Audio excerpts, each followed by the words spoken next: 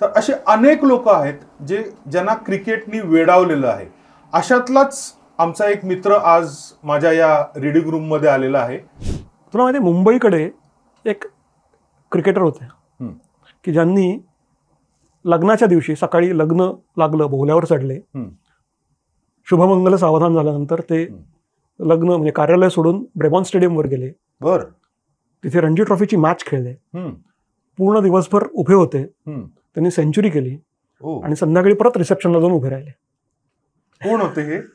डर्बनला, if I am not wrong, ही match सुरू होती. डर्बनपासून काहीतरी 125 किलोमीटरवर त्याचं ते जिथे त्याचं लग्न होतं ते ठिकाण होतं. त्यांनी हेलिकॉप्टरची व्यवस्था केली होती. दुसऱ्या दिवशी म्हणजे 17 जानेवारीला तो हेलिकॉप्टरनी लग्नाच्या ठिकाणी गेला. संध्याकाळी लग्न केलं आणि 18 तारखेला तो परत मैदानावर आला. ज्यावेळेला आपले बॅट्समन त्या कंडिशनमध्ये जाऊन स्ट्रगल करायचे, त्या पिरियडमध्ये माधव आपटेंनी चांगली कामगिरी केली होती. पण अनफॉर्च्युनेटली काही राजकारणामुळे त्यांना नंतर पुढे संधी मिळाली नाही. काय राजकारण आहे हे? आपण एशिया कप जिंकलो आणि ट्रॉफी घ्यायचं आपण नाकारलं. तर as a sports lover, as a cricket lover म्हणून आपण कसं बघितलं पाहिजे याच्याकडे? अतुल परचुरेचं क्रिकेटवर प्रचंड प्रेम. म्हणजे त्यांनी मला एक गोष्ट सांगितली होती की खरा क्रिकेट प्रेमी कसा असतो. खऱ्या क्रिकेट प्रेमीसाठी या लेवलला भारत विरुद्ध पाकिस्तान मॅच असते. मग या लेवलला, वरच्या लेवलला मुंबई विरुद्ध महाराष्ट्र असते आणि त्याच्या वरच्या लेवलला Shivaji park versus Dadar union असते. सो गॅरी सोबर्स एका ओव्हरमध्ये 6 सिक्सर्स मारणारा फर्स्ट क्लास क्रिकेटमधला पहिला बॅट्समन होता. समोरचा बॉलर होता माल्कम नॅश. तुझ्या बॉलिंगला जर तुला 6 सिक्सर्स मारले तर काय होईल? अरे माझं तर करिअरच संपेल यार. सो तसंच कदाचित माल्कम नॅशच्या बाबतीत झालं असतं, पण तो हुशार होता. माल्कम नॅशने काय केलं? मला 2 संजय बद्दल इथे चर्चा करायची आहे. संजय नार्वेकर आणि संजय मोने अतिशय घनिष्ठ मित्र आहात तुम्ही लोक. तर हे पण क्रिकेटच प्रेम का परत? हे क्रिकेट प्रेमच. India is a cricket crazy nation. भारतामध्ये असा कुठलाही मुलगा किंवा आता बघायचं झालं तर मुलगी नाहीये ज्यांनी हातामध्ये बॉल किंवा बॅट पकडला नाहीये. आपल्या प्रत्येकाला कधी ना कधीतरी एक काळ असा होता की आपल्याला प्रोफेशनल क्रिकेट प्लेयर व्हायचं होतं. मला सचिन तेंडुलकर व्हायचं होतं, मला सुनील गावस्कर व्हायचं होतं, कधी एकेकाळी कोणाला महेंद्रसिंग धोनी व्हायचं होतं, आत्ताच्या पिढीला विराट कोहली व्हायचं होतं.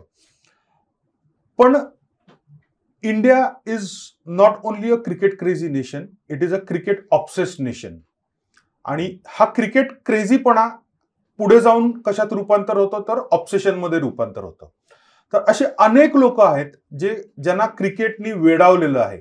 अशातलाच आमचा एक मित्र आज माझ्या या रीडिंग रूम मध्ये आलेला आहे, जो ना मी त्याला नेहमी म्हणतो की तो ठार क्रिकेट वेडा आहे. गेली 5 वर्ष तो फक्त क्रिकेटला वाहिलेला एक दिवाळी अंक प्रकाशित करतो. दिवाळी अंकाचं नाव आहे क्रिक कथा. 5 वर्षापूर्वी ही संकल्पना कशी त्याच्या डोक्यात आली, काय कष्ट त्यांनी उपसले यासाठी, आणि 5 वर्षाची ओव्हरऑल जर्नी कशी होती हे आपण आज त्यांच्याकडनं जाणून घेऊया. माझा मित्र आहे कौस्तुभ चाटे. नमस्कार. कौस्तुभ बद्दल मी मगाशी बोललो, तो ठार वेडा आहे, क्रिकेट वेडा आहे. तर कौस्तुभ, मला हे जाणून घ्यायचंय की हे सगळं जन्माला कसं आलं? सगळ्यात पहिल्यांदा तर समीर तुला मनापासून धन्यवाद म्हणतो, कारण इथे गप्पा मारायला आपण बसलोय. थँक्यू. हे जन्माला कसं आलं, तू जसं म्हणलास, cricket is India is a cricket obsessed nation. True. आपण सगळेच क्रिकेट खेळतो. लहान वयात आपण सुरू करतो. त्यातले काही शाळा कॉलेजमध्ये येऊन थांबतात, काही पुढच्या टप्प्यावर थांबतात, अगदी थोडे असतात जे नॅशनल लेव्हलला किंवा आपण असं म्हणतो की IPL लेव्हलला जाऊन खेळतात किंवा फर्स्ट क्लास लेव्हलला जाऊन खेळतात. बरोबर. पण अशी खूप मोठी जनता आहे की ज्यांचं क्रिकेटवर, त्या खेळावर खूप मनापासून प्रेम आहे. ओके. त्यातलाच मी एक आहे. लहानपणापासून खेळत आलो. आपण गल्लीत खेळतो, जवळच्या मैदानात खेळतो, शाळा कॉलेजमध्ये खेळतो, तसं मीही खेळत आलो. एका टप्प्यावर असं लक्षात आलं की इथून माझं क्रिकेट पुढे होत नाही, पुढे काही मी क्रिकेटमध्ये करिअर करू शकणार नाही. त्याला खेळणं बंद झालं. त्याला काही वेगळी कारणं असतील. ओके. सोशल असेल किंवा आणखीन काही गोष्टी असतील. क्रिकेट खेळणं बंद झालं, पण क्रिकेटवरचं प्रेम कमी नाही झालं. बरोबर. त्यातच एकीकडे वाचनाची आवडही होती. अनेक वेगवेगळ्या प्रकारची पुस्तकं मी वाचायचो. आणि माझी अजूनही आवड आहे की मी ऑटोबायोग्राफीज जास्त वाचतो. ओके. कोणाही बद्दलच्या. एखाद्या माणसाची जर्नी कशी झाली हे समजून घेण्यात मला जास्त आनंद मिळतो. 2002-2003च्या सुमाराला मी ऑस्ट्रेलियाला गेलो शिकायला. आणि तिथे डे 1ला काय केलं असेल तर मी लायब्ररी सुरू केली. ओके. बरं, ती इंग्लिश पुस्तकं ते थोडंसं जड जायचं वाचायला. बर. हातात घेतलेली जर समजा असं धरू आपण की 100 पुस्तकं मी त्या पिरियडमध्ये वाचली असतील तर त्यातली 95 पुस्तकं ही क्रिकेट रिलेटेड होती. ओके.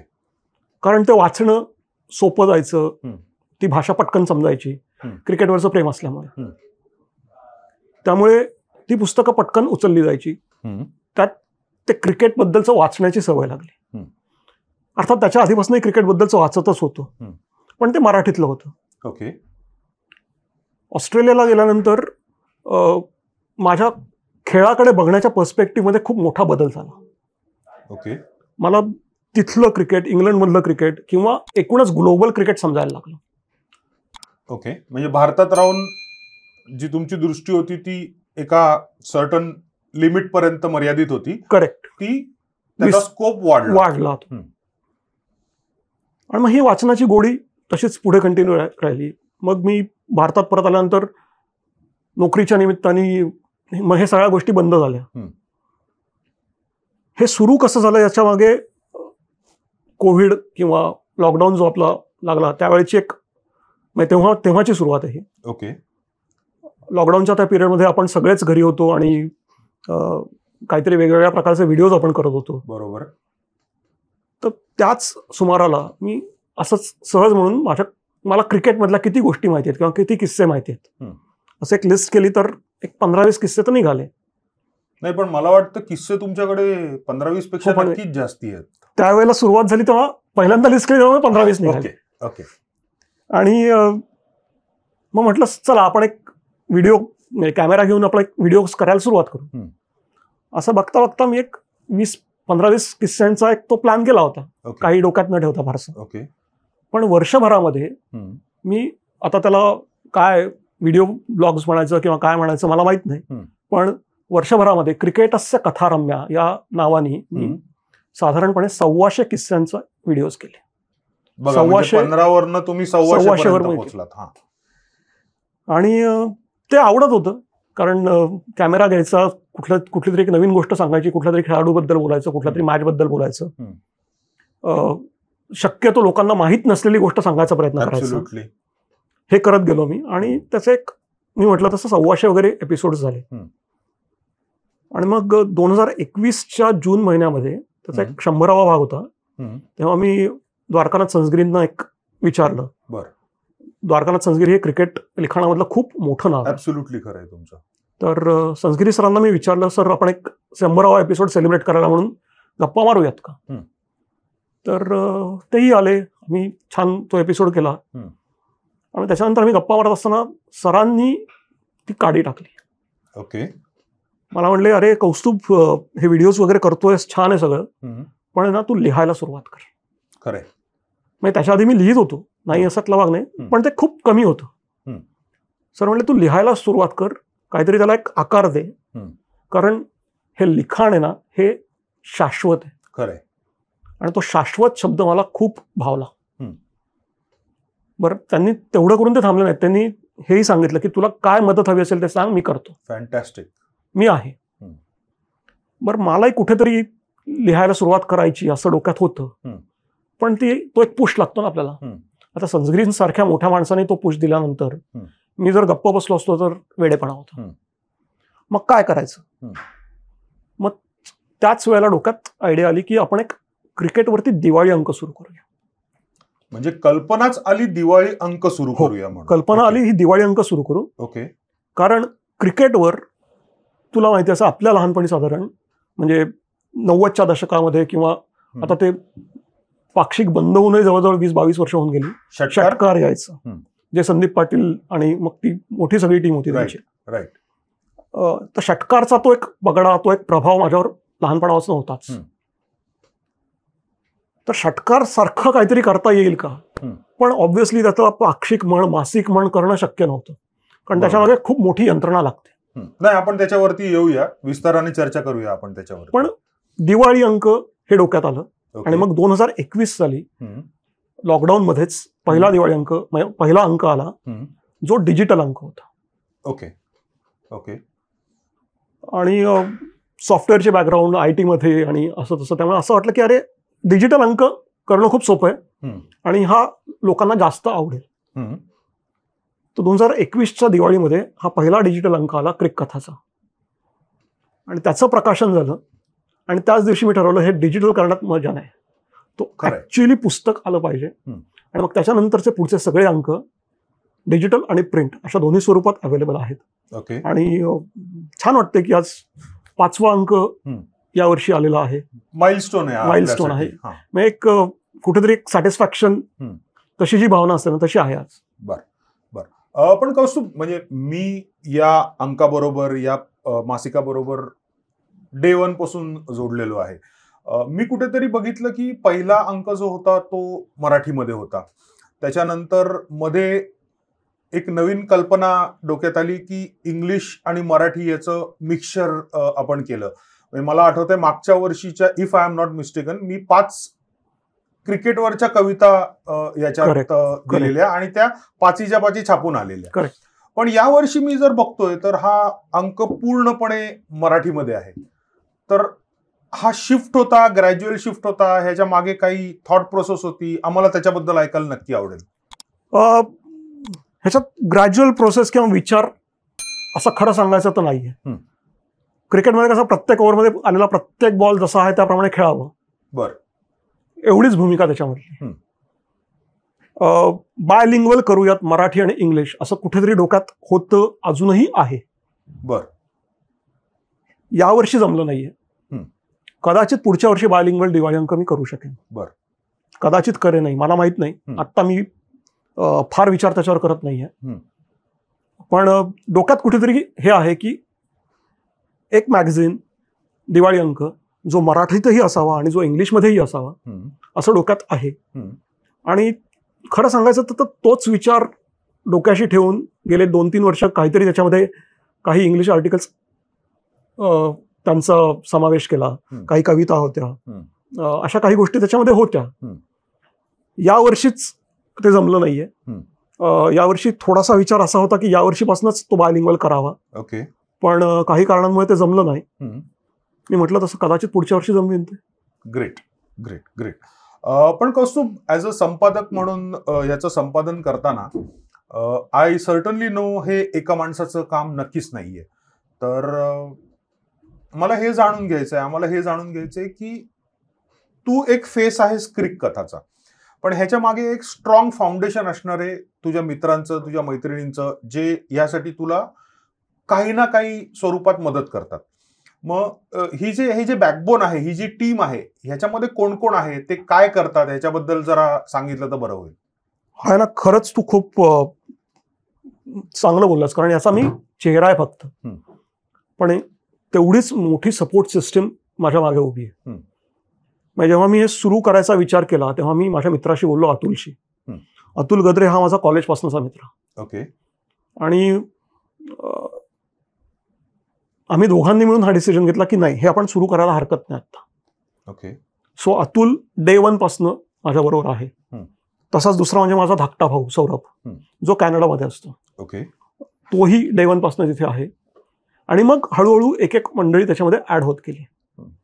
मग त्याच्यामध्ये सामप्रसाद कोवळेकर सारखा आमचा मित्र पहिल्या वर्षीपासून तो जॉईन झाला, किंवा संजीव साठे आहे, हर्षद चाफळकर आहे, रणजित आहे, अद्वैत आहे. अशी खूप मित्रमंडळी आहेत की जी हळूहळू हळूहळू येत गेली. आणि या सगळ्यांची ओळख, म्हणजे अतुल, सौरभ, मनीष हे काही मित्र सोडले तर या सगळ्यांची माझी दोस्ती क्रिक कथामुळे झालेली. फक्त क्रिकेटच्या वेळा, फक्त क्रिकेटचे वेळ आहेत हे लोक.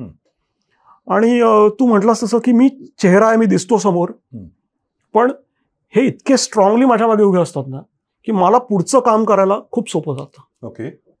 आणि last but not the list is माझी बायको. हम्म. तिच्या सपोर्ट शिवाय हे उभं राहणं शक्यच नाही. बरं. माझी बायको, माझे वडील, माझे घरचे यांच्या सपोर्ट शिवाय हे होऊच शकत नाही. अगदी खरंय, अगदी खरंय. पण जसं तू तुझ्या टीम बद्दल बोललास कौस्तुभ, तर म्हणजे मी स्वतः न्यूजपेपरमध्ये काम केलेलं आहे. मग न्यूजपेपरमध्ये ऍडव्हर्टायझिंग डिपार्टमेंट वेगळं असतं, सर्क्युलेशन डिपार्टमेंट वेगळं असतं, अकाउंट्स डिपार्टमेंट वेगळं असतं.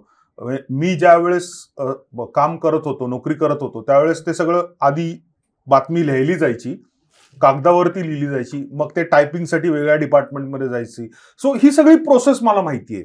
सो जी तुझ्या मागे टीम जी आहे ती सगळी अशी डिफाईन्ड आहे का, जिथे कमी तिथे आम्ही या तत्वावरती टीम चालते? मी ना याच्याकडे एक स्टार्टअप म्हणून बघतो. ओके.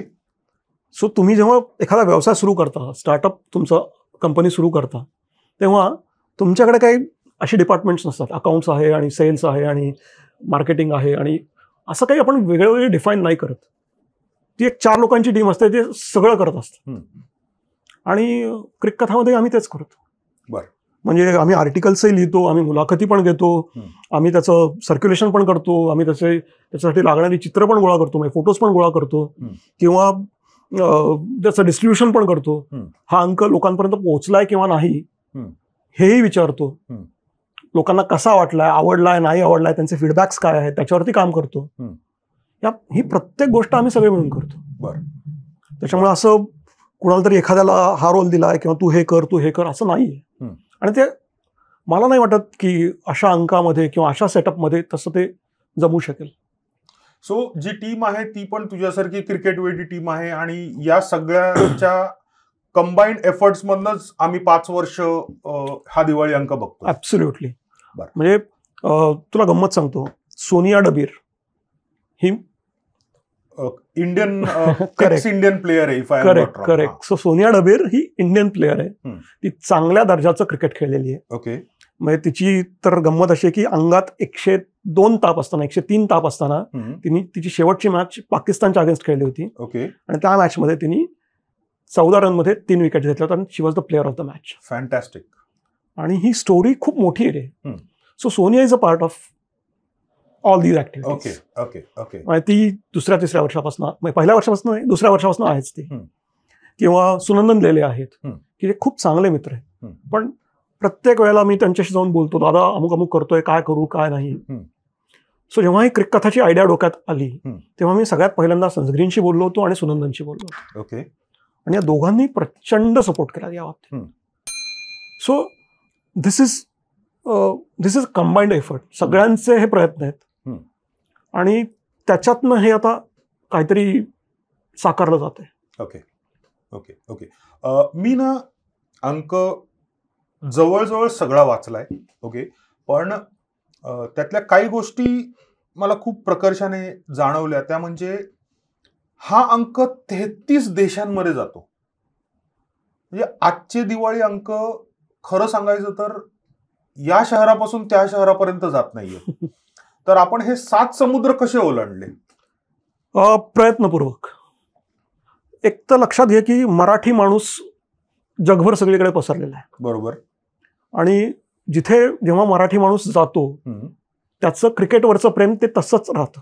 बरं. तू नॉन क्रिकेट प्लेईंग देशामध्ये जा, जपानमध्ये जा, फिलिपिन्समध्ये जा, झेक रिपब्लिकमध्ये जा, इटलीमध्ये जा, तिथे मराठी माणूस असेल, रादर इंडियन असेल, तर त्याचं क्रिकेट तो घेऊन जातो. बरं. आणि त्या मराठी माणसापर्यंत पोहोचण्याचा मी प्रयत्न करतो. बरं. याच्यासाठी थोडेसे जास्त प्रयत्न करावे लागतात, अगदी ऑनेस्टली सांगतो. असं होत नाही की ब्राझीलमधनं 100 कॉपीजची ऑर्डर आली आहे किंवा जपानमध्ये 200 कॉपीज पाठवत नाही. 2-5च जातात. अच्छा. पण जातात. ओके. माझ्यासाठी ते 2 अंक तिथे जाणं हे जास्त महत्वाचं आहे. म्हणजे मागच्या वर्षीचा जो 2024चा अंक होता तो 33-34 देशांमध्ये गेला, ज्याच्यामध्ये पटकन सांगायचं तर म्हणजे झेक रिपब्लिक किंवा ऑस्ट्रिया किंवा ब्राझीलचा मी उल्लेख केला, कोलंबिया, की ज्या देशांमध्ये अरे मराठी माणूस इथे पण आहे. About to ask you the same की मराठी माणसं तिथे आहेत. हा माझ्यासाठी प्लेझंट शॉक होता. गंमत सांगतो, आत्ता ऑगस्ट महिन्यामध्ये आमचा एक मित्र हा अंक घेऊन हाँगकाँग आणि फिलिपिन्समध्ये गेला होता. मागचे अंक घेऊन, मागचा अंक म्हणजे 2024चा अंक. तर तिथेही 2-2 अंक गेले. बर. पण तिथपर्यंत पोहोचले. बरोबर. आणखीन एक खूप महत्वाची गोष्ट तुला सांगतो की Melbourne Cricket Ground, Sydney Cricket Ground ही क्रिकेट जगतातली खूप मोठी धर्मस्थळ आहेत असं म्हणा. पंढरी आहे. पंढरी आहेत. लॉर्ड्स आहे, MCG आहे, SCG आहे. MCGच्या लायब्ररीमध्ये गेलेलं हे पहिलं मराठी पुस्तक आहे. क्या बात आहे. म्हणजे मी 4-5 वर्ष क्रिक कथाबरोबर जोडलेलो आहे. मला आठवतंय मी वाचलेलं, आपल्या बोलण्यामध्ये आलेलं.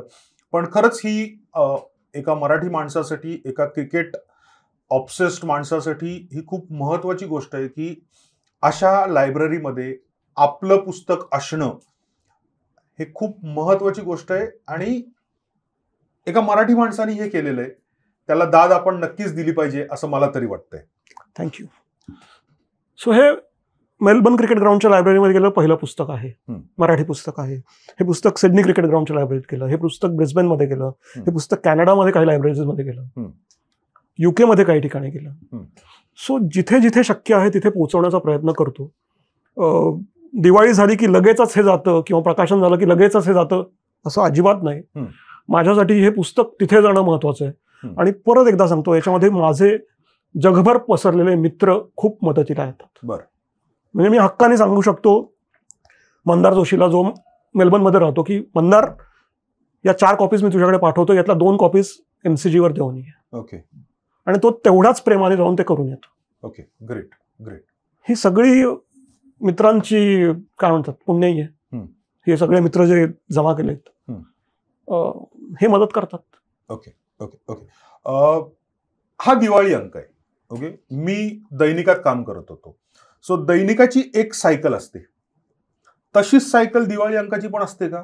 म्हणजे दिवाळी अंदाजे ऑक्टोबर-नोव्हेंबर या महिन्यात येते. बरोबर. मग आपण साधारण मे, जून, जुलैच्या आसपास काम चालू करतो का आपण 365 दिवस ह्याच्या मागे लागलेलो असतो? नाही, मी 365 दिवस याच्या मागे असतो. बरं. म्हणजे हा अंक आता आपण ऑक्टोबर महिन्यात आहोत. ह्याचं नुकतंच प्रकाशन झालेलं आहे. हा अंक आता बाजारात उपलब्ध आहे. बरोबर. पुढचा महिनाभर हा साधारण इकडे अंक पाठव, तिकडे अंक पाठव, याला भेट, त्याला भेट, याच्यामध्ये जाईल. त्याच्यानंतरही लोकांच्या भेटीगाठी सुरूच राहतील, लोकांशी मी बोलत राहीन. पण ॲट द सेम टाइम माझी पुढच्या अंकाची तयारी सुरू झालेली असेल. म्हणजे आता डोक्यात पुढचा अंक तयार आहे. कदाचित 2 आर्टिकल्स लिहून पण झाले असतील. फॅन्टॅस्टिक. माहित नाही मला, आत्ता नाही झालेली, पण होऊ शकतं. ओके. म्हणजे या अंकामध्ये आपण एका मोठ्या स्पर्धेचा रिव्ह्यू केलेला आहे. महाराष्ट्र प्रीमियर लीग ही जी स्पर्धा मे महिन्यात, मे जून मध्ये झाली, बरोबर, त्याच्याबद्दलचा एक मोठा रिव्ह्यू केलेला आहे. मला माहिती होतं की मला ती स्पर्धा कव्हर करायची आहे, मला ती स्पर्धा बघायची आहे. माझे जवळजवळ 3 ते 4 आठवडे त्याच्यामध्ये जाणार आहेत. राईट.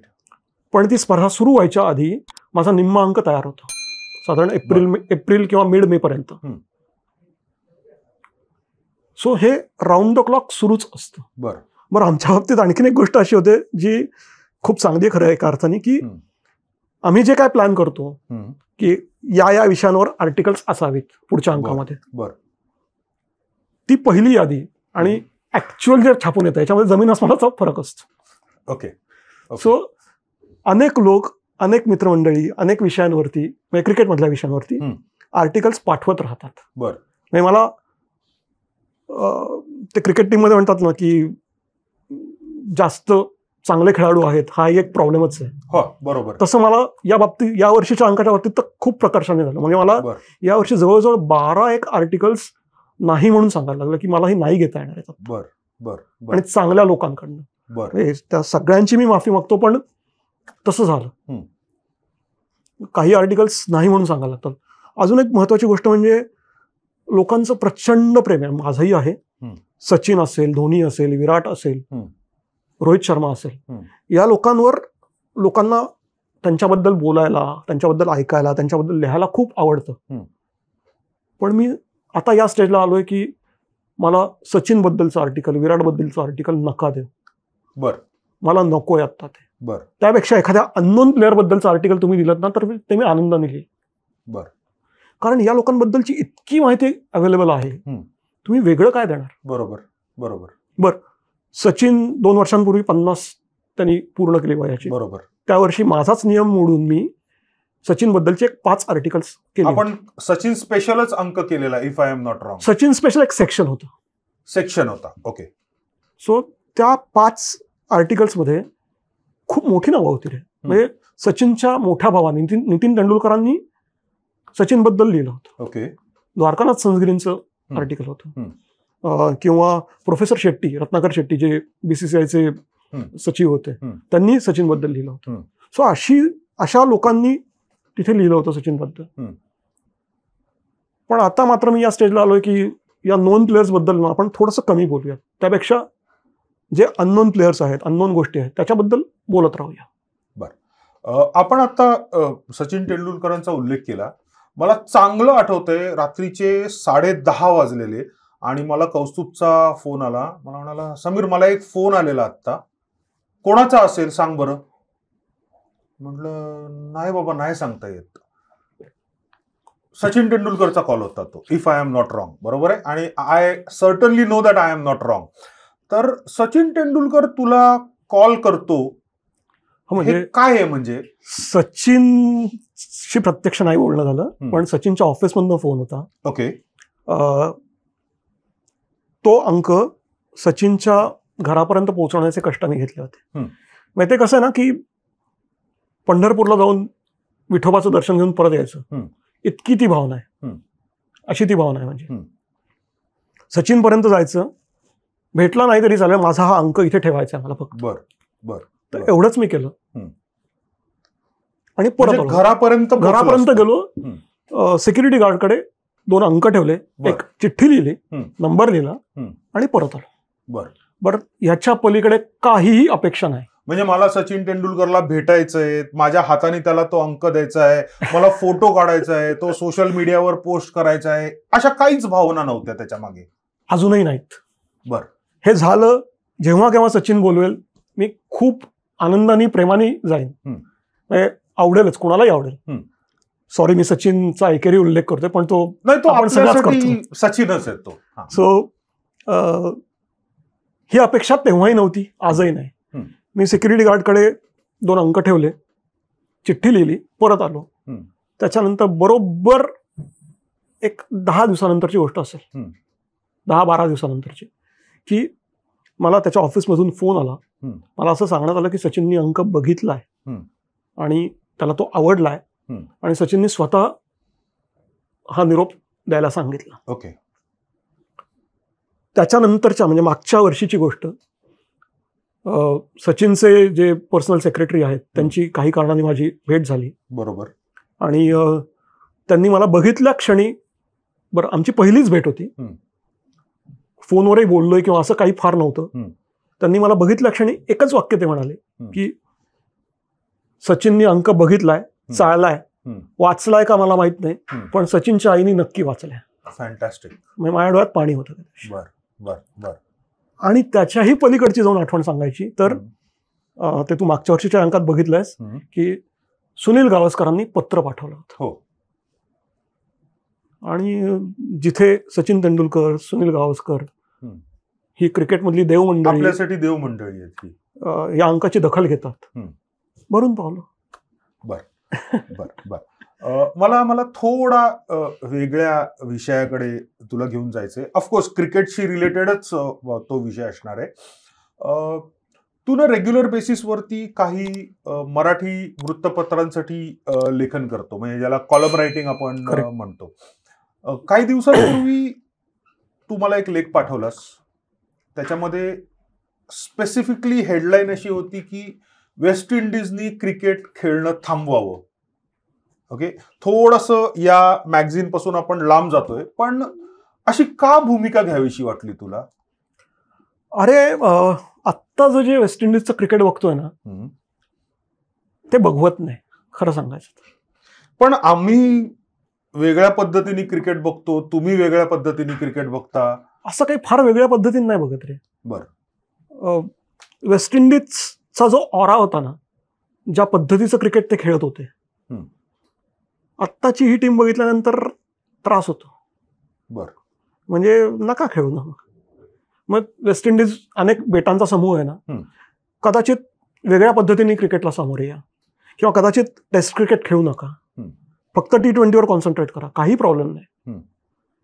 पण आत्ता काही दिवसांपूर्वी वेस्ट इंडिजची टीम अगदीच मागच्या आठवड्यापर्यंत इथे खेळत होते, ते बघितल्यानंतर असं वाटलं की टेस्ट क्रिकेट तरी खेळू नका. बरं, ज्या ग्रेट्सना बघत आम्ही मोठे झालोय, ते लोक यायचे, हरवायचे आम्हाला, पण त्यांच्या खेळामध्ये ती जादू होती रे. बरोबर आहे. म्हणजे मला आठवतंय, मला प्लेयरचं नाव आठवत नाहीये, मला वाटतं त्याचा उल्लेख तू तुझ्या त्या आर्टिकलमध्ये केलाय, माल्कम मार्शल बद्दल. माल्कम मार्शल, तो जेव्हा धावत यायचा तेव्हा सिंह शिकार करायला धावत येतोय असं वाटायचं, आणि ऍब्सोल्युटली खरं आहे ते, ऍब्सोल्युटली खरं. किंवा मायकल होल्डिंग, जोएल गार्नर यांच्यासारखे बॉलर्स होते, अँडी रॉबर्ट्स, हे बघताना सुद्धा त्रास व्हायचा, भीती वाटायची, ती दहशत होती त्यांची. विवियन रिचर्ड्स सारखा प्लेअर होता की ज्याला खेळताना बघितलंय, त्याचा तो ऑरा बघितलाय मैदानावरचा. मी सोबर्सना खेळताना बघितलं नाही कधी, पण सोबर्सची ऑटोबायोग्राफी तू वाचलीस ना, ती बघून सुद्धा असं स्फुरण चढली. Okay okay. बर, हे प्रॉब्लेम्स वेस्ट इंडिजचे आजचे आहेत का? तर नाही. हे प्रॉब्लेम्स त्यांचे 1965, 70, 75 साली पण होते.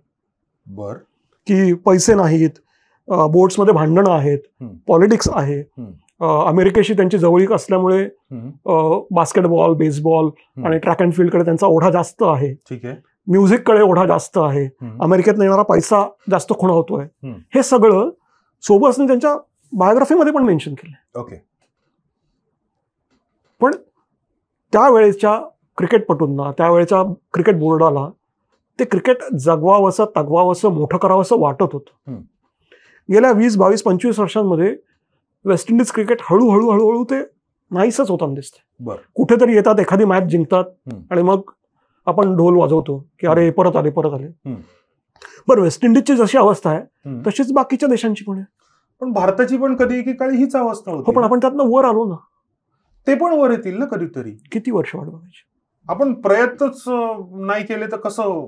हे आले तर आवडेल, आनंदाने बघायला जाईल. आत्ता या क्षणाला मला असं वाटलं की यार क्रिकेट खेळणं बंद करा, म्हणून ते आर्टिकल लिहिलं गेलं.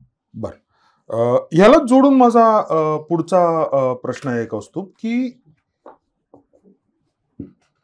क्रिकेट आणि पॉलिटिक्स याचा खूप जवळचा संबंध आहे. म्हणजे ह्याच्यामध्ये पण एका बोर्डाविषयी 2-4 लेख मी वाचले. कुठे ना कुठेतरी त्या बोर्डामध्ये मला पॉलिटिकल फिगर्सच दिसत आहेत. काही माझ्या ओळखीचे फिगर्स आहेत, काही अनोळखी आहेत. पण क्रिकेट आणि पॉलिटिक्स हा खूप जवळचा संबंध आहे. आणि ॲज अ क्रिकेट लव्हर म्हणून, as a cricket crazy person म्हणून तुम्ही या गोष्टीकडे कसे बघता? आता एका क्रिकेट बोर्डाबद्दल कशाला म्हणायचं, आपण महाराष्ट्र क्रिकेट असोसिएशन बद्दल बोलू.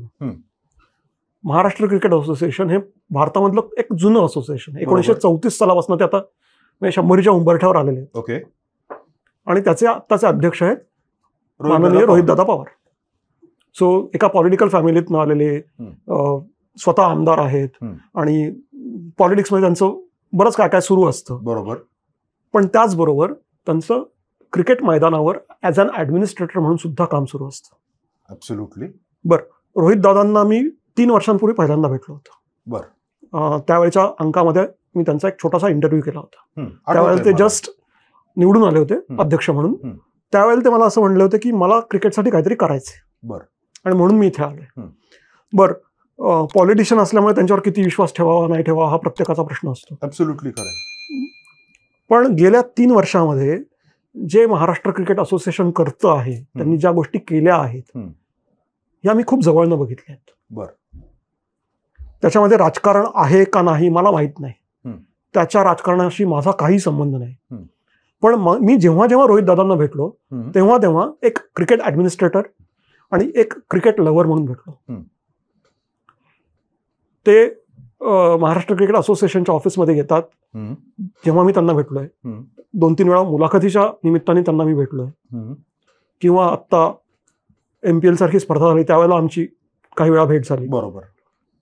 या सगळ्या वेळेला आम्ही त्यांना एक क्रिकेट प्रेमी म्हणून भेटलोय, राजकारणी म्हणून नाही. मी क्रिकेट प्रेमी म्हणून त्यांना भेटलो. त्यांच्याशी बोलताना कायम क्रिकेटसाठी काय करता येईल याचा विचार त्यांनी माझ्यासमोर किंवा आमच्यासमोर जे काय माझ्याबरोबर लोक होते आमच्यासमोर तो मांडला. त्याच्यामध्ये मला तरी कुठेही राजकारण दिसलं नाही. असेल नसेल मला माहित नाही, पण ते बोलताना कायम क्रिकेट किंवा महाराष्ट्र क्रिकेटच्या प्रगतीबद्दल काय करता येईल हे बोलत राहिले. मग त्यात त्यांनी MPL WMPL सारख्या स्पर्धा सुरू केल्या, बरोबर, किंवा महास्पीडस्टर सारखी एक योजना त्यांनी सुरू केली, किंवा महाराष्ट्र क्रिकेट असोसिएशननी अंपायर्ससाठी, स्कोरर्ससाठी, अॅनालिस्टसाठी वेगवेगळ्या प्रकारचे एक्झाम्स सुरू केल्या, काही कार्यशाळा घेतल्या, वेगवेगळ्या प्रकारच्या मॅचेस भरवल्या. पूर्वी म्हणजे काही वर्षांपूर्वी साधारण 500-550 मॅचेस महाराष्ट्रात वेगवेगळ्या वयोगटात होत होत्या. आता ती संख्या जवळजवळ 3 पटींनी वाढली आहे. सो ह्या गोष्टी घडताना दिसत आहेत. काही रिजनल सेंटर्स डेव्हलप होत आहेत. बरं, असंही नाही की हे फक्त रोहित दादा एकटेच करतायत. रोहित दादांच्या मागे त्यांची जी अपेक्स कमिटी उभी आहे, ज्यातल्या काही लोकांना मी ओळखतो, भेटलोय, ही खूप फर्मली काम करते, हे मला दिसतंय. आणि म्हणून तो प्रवास मी मांडला. राजकारणी म्हणून माझा खरंच काही संबंध नाही. म्हणजे मी रोहितदादा पवार एक आमदार आहेत, राजकारणी आहेत एवढंच मी ओळखतो. माझ्यासाठी त्यांची जास्त मोठी ओळख आहे ही ते क्रिकेट ऍडमिनिस्ट्रेटर आहेत. बरोबर. नाही, त्यांच्या सोशल मीडियावर जर आपण बघितलं तर ते फुटबॉल खेळताना दिसतात, ते क्रिकेट खेळताना सुद्धा दिसतात. करेक्ट. सो त्यांचं खेळावरचं प्रेम आहेच आहे, आणि ते खेळप्रेमी किंवा क्रिकेट प्रेमी म्हणूनच मी त्यांना ओळखतो. बरं, परत आपण पुस्तकाकडे येऊया किंवा दिवाळी अंकाकडे येऊया. मी दिवाळी अंक बघत होतो, यावर्षी पहिल्यांदा मला जाहिराती दिसत आहेत. सो दिवाळी अंकाचं इकॉनॉमिक्स खूप वाईट आहे हे आम्ही ऐकलेलं आहे. ओके, खरंच ते वाईट आहे, चांगलं आहे माहीत नाही, कारण कधी भागच घेतलेला नाहीये त्या प्रोसेसमध्ये. सो यावर्षी ऍड्स मला दिसत आहेत, काही ब्लॅक अँड व्हाईट आहेत, काही कलर आहेत, काही छोटे आहेत, काही मोठे आहेत. सर्वप्रथम अभिनंदन की 5व्या वर्षी ऍड्स मला बघायला मिळत आहेत, आपल्याला ऍड्स मिळाल्या आहेत. तर हे जे इकॉनॉमिक्स असतं दिवाळी अंकाचं, हे इतर अंकांप्रमाणेच आपलं असतं का आपलं काही वेगळं आहे? त्यांच्यापेक्षा वाईट असं म्हणू. बरं, एक लक्षात घे की दिवाळी अंकांचं इकॉनॉमिक्स किंवा त्यातनं मिळणारा पैसा हा त्यांच्या सबस्क्रिप्शन्स बरोबर जाहिरातींमध्येही बऱ्यापैकी इन्व्हॉल्ड आहे. बरं, जाहिराती येणं हे अंकासाठी खरंच आवश्यक आहे. कारण त्या जोरावर तो अंक तकतो, चालतो, पुढे जातो. 4 वर्ष झाली आमच्याकडे जाहिराती नव्हत्या, किंवा असल्या तर अगदीच तुटपुंजा होत्या, एखाद दुसरी कुठली तरी, ज्यातनं दिवाळी अंकाचा खर्च निघणं केवळ अशक्य होतं. बरोबर. यावर्षी आम्ही थोड्या जाहिराती मिळवण्यात यशस्वी ठरलो. याबद्दल सगळ्यांचेच मनापासून आभार. ज्यांनी ज्यांनी जाहिराती दिल्या, ज्यांनी ज्यांनी याच्यामध्ये भाग घेतलेला आहे, त्या सगळ्यांचेच मनापासून आभार. पण मी जाहिरातींसाठी थांबलो नाही. बरं, 4ही वर्ष मी थांबलो नाही. याही वर्षी मी माझ्याकडनं होते ते सगळे प्रयत्न केले. जेवढ्या जाहिराती आल्या त्या घेऊन मी पुढे गेलो, शेवटपर्यंत प्रयत्न करत राहिलो. पण एकच सांगतो की एक मराठी संस्कृतीचा भाग असलेला हा जो दिवाळी अंक आहे, हा म्हणजे दिवाळी अंक जो आहे, बरोबर आहे, कथाच नाही म्हणत मी, कुठलाही दिवाळी अंक हा चालवण्यासाठी, पुढे जाण्यासाठी या जाहिरातींची खूप गरज असते. बरोबर. त्यामुळे जर तुम्हाला शक्य असेल तर या अंकांना नक्की मदत करा, कारण हा तुमच्या संस्कृतीचा एक भाग आहे. माझ्या बाबतीत मी असं म्हणेन की 4 वर्षात मी जाहिरातींसाठी थांबलो नाही. मला अंक करायचा होता, तो मी केला. असं म्हणू की 4 वर्षांच्या प्रयत्नांनंतर आज माझ्या अंकामध्ये थोड्याशा जाहिराती दिसत आहेत. बरोबर. आणि त्याचा आनंद नक्की. बर बर बर. परत म्हणजे एक मी तुझं लाईव्ह टेलिकास्ट ऐकलेलं. आपण यूट्यूबवरती एकत्र लाईव्ह होतो. तुम्ही काही मित्रमंडळी क्रिकेटवरती चर्चा करत होता आणि मी ॲज अ स्पेक्टेटर म्हणून तुम्हाला जॉईन झालेलो, ॲज अ व्ह्युअर म्हणून तुम्हाला जॉईन झालेलो.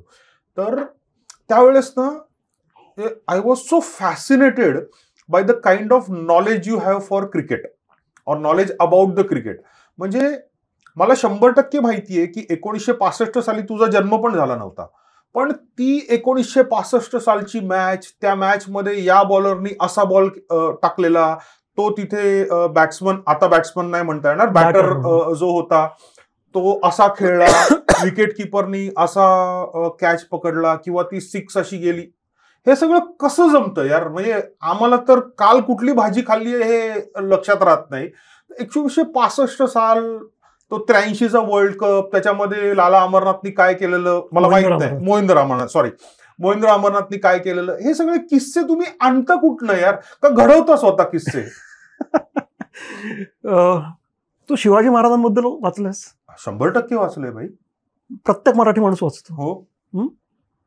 ते किस्से, महाराज आग्र्याहून कसे निघाले, किंवा लाल महाराज त्यांनी शाहिस्ते खानाला कसं मारलं, किंवा आणखीन काही असेल, सिंहगड म्हणजे काय कोंढाण्यावरचा विजय, तानाजी मालुसरे यांचं, हे आपण सगळं शाळेपासून वाचत आलो, ऐकत आलो. बरोबर. आपला कोणाचा जन्म झाला होता त्यावेळेला? नाही, कोणाचाच नाही. तरी आपल्याला काय माहिती ते? पण ते शिकवलंय ना कुठेतरी आपल्याला, कुठेतरी लिहून ठेवलंय ना. त्या बखरी आहेत. हो, बरोबर. त्या कोणीतरी लिहून ठेवलेल्या गोष्टी आहेत, त्याला काहीतरी पुरावे आहेत, documentation. Exactly, that's the word. त्याचं डॉक्युमेंटेशन झालं, म्हणून आपल्याला ते माहिती झालंय, आपल्याला ते कळतं. आपले आजोबा सांगतात, आजी सांगते, वडील सांगतात, म्हणून आपल्यापर्यंत ते येतं. मग ते शाळेच्या पुस्तकांमध्ये येतं. मग क्रिकेटच्या बाबतीत वेगळं काय? या प्रत्येक गोष्टीचं डॉक्युमेंटेशन झालं. म्हणजे वेस्ट इंडिज आणि ऑस्ट्रेलिया यांच्यात पहिली टाय टेस्ट मॅच झाली, त्याचं डॉक्युमेंटेशन झालं ना. की अमुक अमुक ठिकाणी झाली, अमुक अमुक दिवशी झाली, या प्लेअरनी इतके रन्स केले, हा प्लेअर असा आउट झाला, याचं डॉक्युमेंटेशन झालं. पण आम्हाला एखादा किस्सा ऐकायला आवडेल, जो नॉर्मल, जे माझ्यासारखी जी लोक आहेत जी फक्त क्रिकेट बघतात, यांना एखादा किस्सा ऐकायला नक्कीच आवडेल जो आम्हाला माहित नाहीये. तुझं लग्न झालं त्या दिवशी तू काय करत होतास? सुट्टी घेतलीस? हा, सुट्टीच होती रे, रविवारच होता त्या दिवशी. पण नोकरीतनं 4 दिवस सुट्टी घेतली असेल? हा, 4 दिवस सुट्टी होती, काहीतरी असेल. हो. तुला माहिती, मुंबईकडे एक क्रिकेटर होते की ज्यांनी लग्नाच्या दिवशी सकाळी लग्न लागलं, भोवल्यावर चढले, शुभमंगल सावधान झाल्यानंतर ते लग्न म्हणजे कार्यालय सोडून ब्रेबॉन स्टेडियमवर गेले. तिथे रणजी ट्रॉफीची मॅच खेळले, पूर्ण दिवसभर उभे होते, त्यांनी सेंचुरी केली, आणि संध्याकाळी परत रिसेप्शनला जाऊन उभे राहिले. कोण होते हे? त्यांचं नाव होतं सुधाकर अधिकारी. तारीख इकडे तिकडे होईल थोडीशी, पण 13 किंवा 15 नोव्हेंबर 1965 हा त्यांच्या लग्नाचा दिवस. आता गंमत अशी आहे की त्यांना विचारलं अनेक वर्षानंतर की तुम्ही हे का केलं, म्हणजे याच्यामागे काय कारण होतं. आता सुधाकर अधिकारी आपल्यामध्ये नाही आहेत, पण त्यावेळेला त्यांनी सांगितलेली एक गोष्ट खूप इंटरेस्टिंग होती. 1960च्या सुमाराचा मुंबईचा जो संघ होता हा खरंच एक वेगळी टीम होती ती, आणि त्या पिरियडमध्ये त्यांनी रणजी ट्रॉफी खूप वेळा जिंकली. त्यावेळेला इनव्हेरिएबली 5-6 प्लेयर्स नॅशनल टीम मध्ये असायचे मुंबईचे, जास्तच कदाचित, पण तेवढे तर असायचेच. सुधाकर अधिकारींचं म्हणणं असं होतं की समजा मी ही मॅच चुकवली असती, माझ्याऐवजी दुसरा कोणीतरी खेळला असता, आणि त्यांनी चांगला परफॉर्म केला असता, आणि नंतर तो कंटिन्यू झाला असता, मला परत मुंबईकडनं खेळायचा चान्स मिळाला असता किंवा नसता काय माहिती. बरोबर आहे. मला तिथे जाऊन खेळणं महत्वाचं वाटलं. अर्थात याच्यामध्ये त्यांचं जेवढं कॉन्ट्रीब्युशन आहे तसंच त्यांच्या मिसेसचंही असणार आहे, कारण त्यांनी परवानगी दिली नसती तर हे शक्यच नव्हतं. बरोबर आहे. सो अशी एक गोष्ट आहे की जे सुधाकर अधिकारी लग्नाच्या बोहल्यावरून जाऊन क्रिकेट मॅच खेळले, सेंचुरी केली, आणि परत येऊन रिसेप्शनला उभे राहिले. मग हेच ते. थांब अजूनच सांगतो तुला.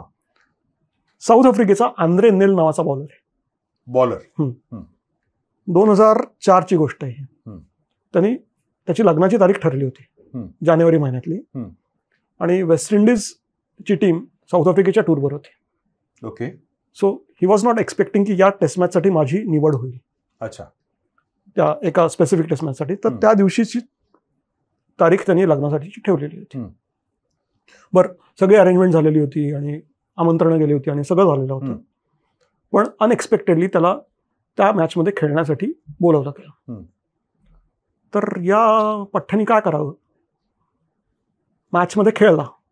पहिले मॅच सुरू झाली 16 जानेवारीला, मला वाटतं 16 जानेवारी 2004. मॅच सुरू झाली. साऊथ आफ्रिकेची बॉलिंग होती.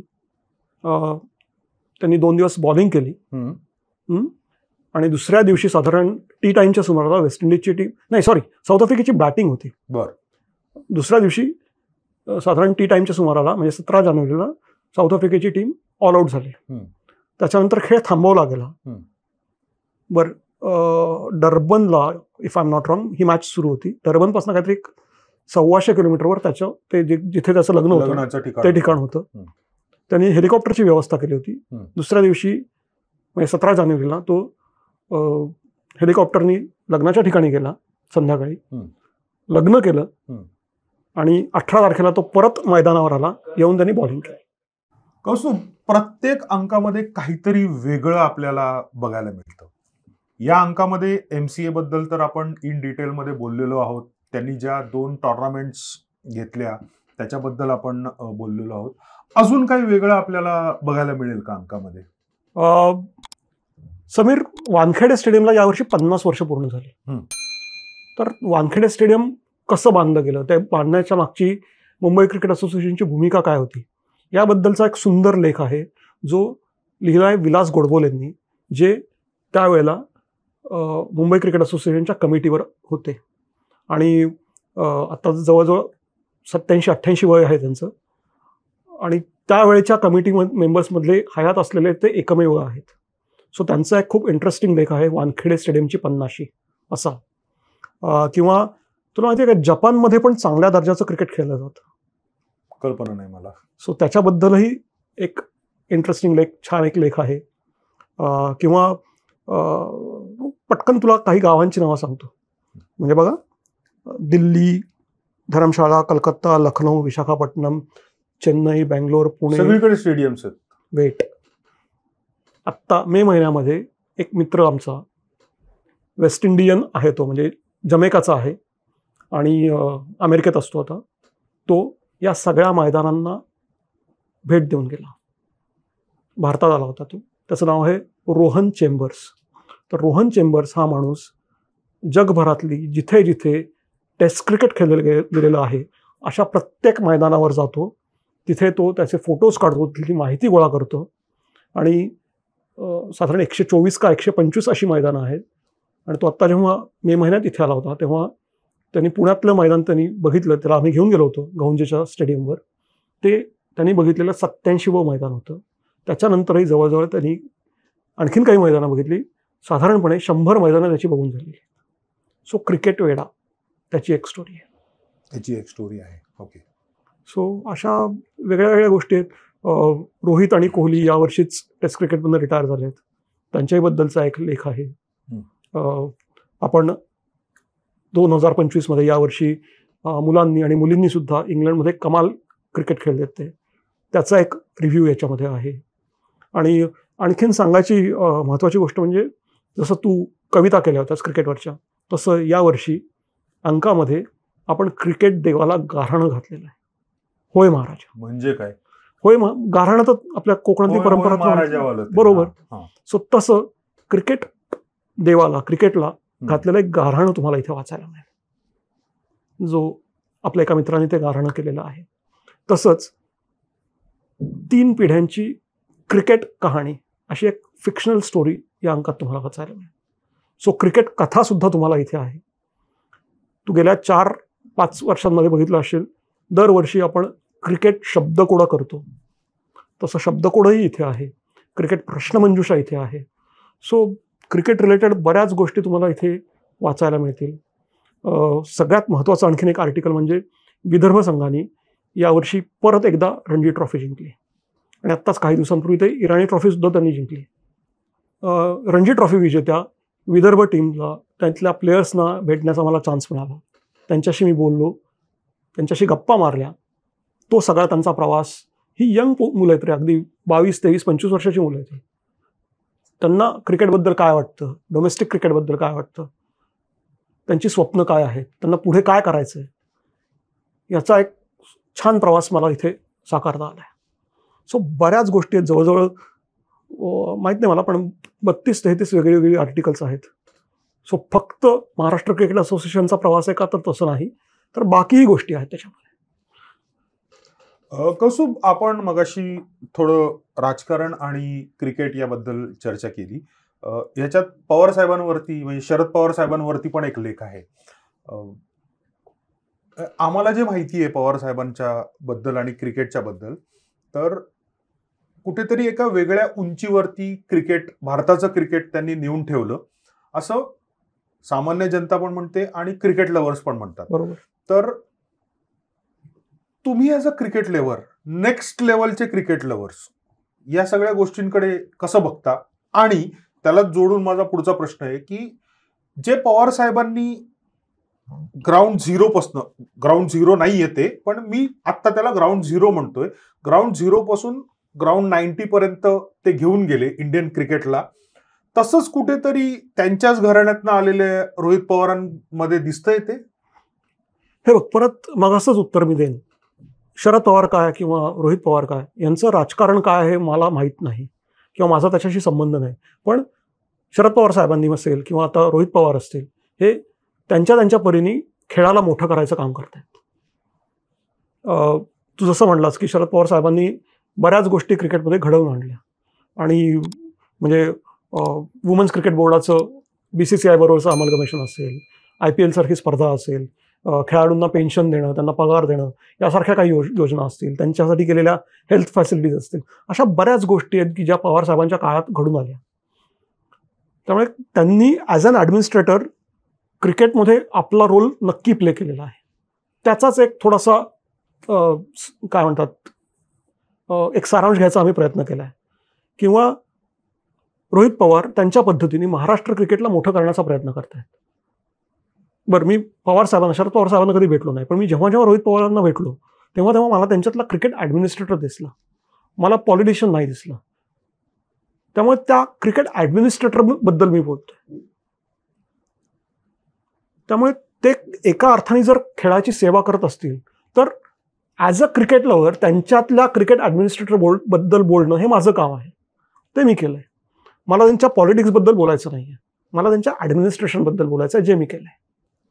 बरं, मगाशी बोलता बोलता कौस्तुभ तू बोललास की मला आता नोन प्लेयर्स बद्दल जास्ती बोलायचं नाहीये माझ्या अंकामधनं. तर असे अनेक अननोन प्लेयर आमच्यासाठीही असतील ज्यांचं कधी आम्ही नाव ऐकलं नाही, कधी पेपरमध्ये वाचलं नाही. तर त्यांच्या असा एखाद्या अननोन प्लेयर बद्दल एखादा किस्सा आम्हाला ऐकायला नक्की आवडेल. तुला माधव आपटे हे नाव माहिती आहे का? ऐकू नये बस तेवढं. म्हणजे माधव आपटे हे 1950च्या दशकातले एक चांगले खेळाडू होते आणि मुंबईसाठी ते खेळायचे आणि मोठं नाव होतं. म्हणजे मुंबईत त्यांचे प्रॉपर्टीज खूप मोठ्या होत्या आणि चांगल्या वेल टू डू खूप चांगल्या सधन कुटुंबातून ते यायचे. आणि नंतर क्रिकेट त्यांचं बंद झाल्यानंतर त्यांनी व्यवसायामध्ये लक्ष घातलं. त्या काळामध्ये ते अनेकदा मलेशियात असायचे. मलेशियामध्ये त्यांच्या फॅक्टरीज होत्या आणि तिथे ते काम करायचे वगैरे. पण त्यांचं क्रिकेटवर प्रचंड प्रेम होतं त्या काळामध्ये. म्हणजे मी 1950-60च्या दशकाबद्दल बोलतोय.